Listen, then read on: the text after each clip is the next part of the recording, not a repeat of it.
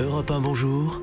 Raphaël Duchemin. L'eau qui coule de notre robinet est-elle trop chère ou la payons-nous au juste prix? C'est ce qu'on va essayer de savoir ce matin avec vous. Elisabeth Chenet, bonjour. Bonjour. Vous êtes spécialiste environnement au magazine Que Choisir. Et l'eau, c'est l'enquête mensuelle qui sort aujourd'hui, justement dans le magazine.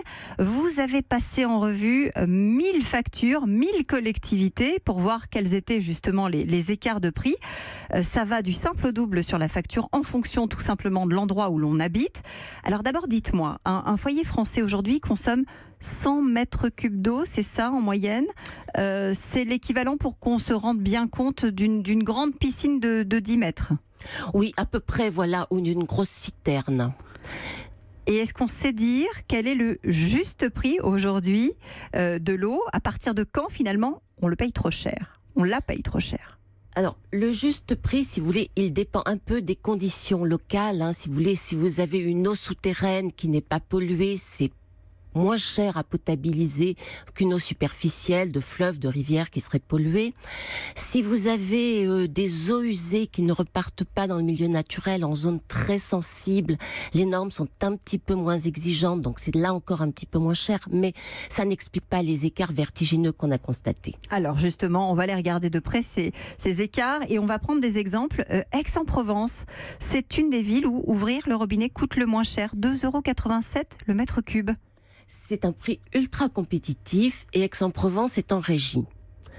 Alors, si vous voulez, les entreprises privées vont vous dire « Ah oui, mais les villes qui sont en régie, qui sont compétitives, elles ont des conditions plus favorables que d'autres, etc. » Bon, il se trouve qu'Aix-en-Provence, elle rejette ses eaux usées en milieu naturel classé sensible.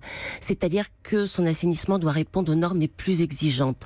Donc, si vous voulez, on ne peut pas expliquer cet écart-là d'Aix-en-Provence, par exemple, avec une autre ville de plus de 100 000 habitants. Le Havre, par exemple, 4,87 €? Le Havre, 4,87 € qui est aussi en régie. Donc, avec des conditions plus difficiles, parce que haute surface, etc. Mais un prix pareil une différence pareille ne peut pas s'expliquer, si vous voulez, objectivement. De même qu'on a Montreuil avec Veolia qui est à 4,95 €. Alors là, on n'est plus en régie. Ça explique justement, quand on est en délégation de service public ou en régie, déjà un premier écart de prix?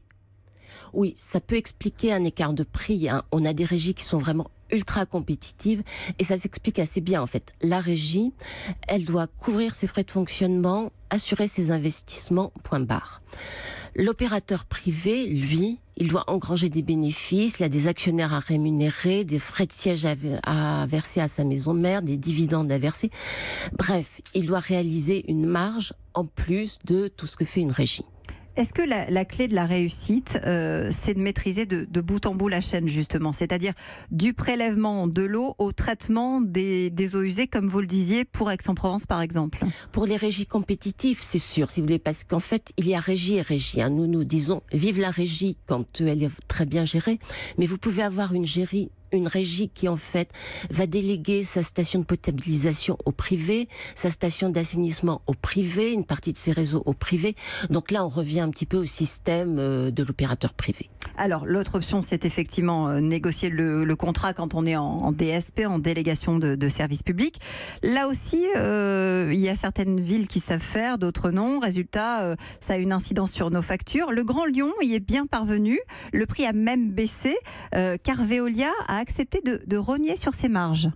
Absolument. Si vous voulez, la clé d'un bon contrat, c'est vraiment l'investissement des élus locaux. On a des élus locaux qui s'investissent vraiment dans la négociation. Et Lyon, par exemple, est un bon exemple. Il y a quelques années, Lyon était une grande ville très chère. Là, elle est maintenant une ville compétitive avec Veolia à 3,08 € le mètre cube. C'est tout simplement parce que les élus ont décidé d'engager en quelque sorte un bras de fer avec les opérateurs privés, avec d'un côté la menace du passage en régie si les prix n'étaient pas compétitifs. Et dans ces cas-là, on s'aperçoit que, quelle que soit la taille de la collectivité, on a par exemple Périgueux, qui est une ville beaucoup de moindre importance, qui est à 2,94 €. Là encore, c'est le maire qui avait dit moi, si je n'ai pas un prix compétitif, je passe en régie. Enfin voilà, c'est pas des négociations faciles. Et on s'aperçoit aussi qu'il faut finalement leur tordre le bras, hein. C'est-à-dire qu'ils ont tendance à accepter pour obtenir le contrat de baisser les prix, mais après, bien souvent, ça remonte. C'est ce qui s'est passé notamment à Marseille. C'est ce qui s'est passé à Marseille, c'est ce qui s'est passé en banlieue parisienne avec Veolia qui a 4 600 000 abonnés pour le compte du CEDIF. Le syndicat des eaux d'Île-de-France. Voilà. Ouais. Ce sont les chambres régionales de la Cour des comptes. Qui ont vraiment regardé les contrats, qui ont vu qu'il y avait un dérapage vraiment dans les coûts, dans la rémunération des délégataires privés. Donc si vous voulez baisser le prix, ça ne suffit pas. Il faut vraiment bien border son contrat. Est-ce qu'on sait lire aujourd'hui notre facture d'eau? Parce qu'il y a énormément de choses et vous en parlez aussi dans votre enquête, Elisabeth Chenet. C'est compliqué de savoir finalement où est le prix, le vrai prix de l'eau, parce qu'il y a tout un tas de taxes qui viennent s'ajouter. C'est hyper compliqué. Vous savez, quelquefois, rien que pour votre eau potable, vous avez 4 intervenants, donc 4 lignes pour l'abonnement, pour la consommation, idem pour l'assainissement. Et puis en plus, sur votre facture d'eau, le législateur avait décidé de la simplifier. Donc il a imposé qu'il y ait un prix TTC du litre. Sauf que ce prix TTC du litre, il est faux, il est biaisé. Pourquoi ? Parce qu'on ne prend pas en compte l'abonnement. Et il arrive que vous ayez un abonnement de 350 € par an. Alors vous imaginez, c'est déjà plus cher que ce qu'on paie à Aix-en-Provence, à Périgueux et dans d'autres villes, hein, pour 100 mètres cubes.